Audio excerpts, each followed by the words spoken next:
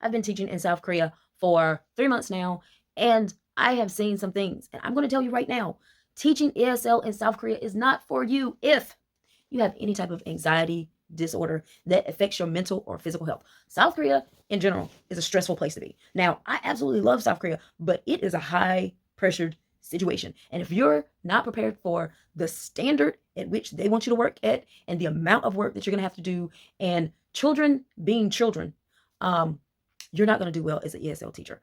The standard alone that they expect from you, coupled with the lack of training that most schools are going to give you, is not going to be good for your anxiety.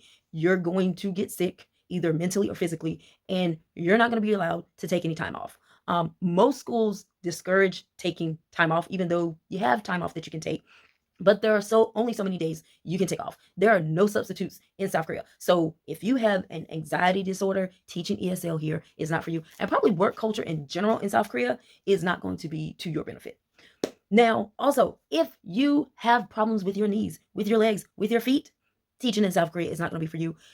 There's a lot of walking associated with being a teacher, just in general. But most buildings do not have elevators. My school, the classes are predominantly on the second floor. There's no elevator. There's a set of stairs that I have to walk up and down every day. Days where I greet and bring the children into the classrooms, into the school, I am walking back and forth straight for at least 40 minutes. Days where we take the kids outside for recess, I can be walking like a quarter of a mile. Days where we have field trips, oh, those are the worst. You're going to be walking so much on those days. It's going to be ridiculous. We went on a field trip to the museum, and from the parking lot to the museum itself was a walk up a steep hill to get to the front door. And you know how much walking you're going to do in a museum just in general. So, like, if you have bad feet, bad legs, bad knees, that amount of crouching you're going to have to do to just be on the kids' level, teaching in South Korea is not going to be for you.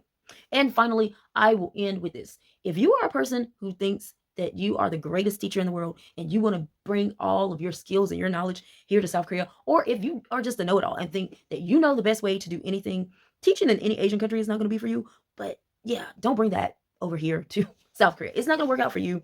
You're going to be stressed. You're going to stress your other teachers out. You're going to stress the administration out. You're just going to annoy everybody, because while you may even be right about some things, that's not what they hired you for. They didn't hire you to bring your best ideas. They hired you to do the job in a specific way. So, like, just if you can't check that mentality, just don't think about teaching ESL here in South Korea. So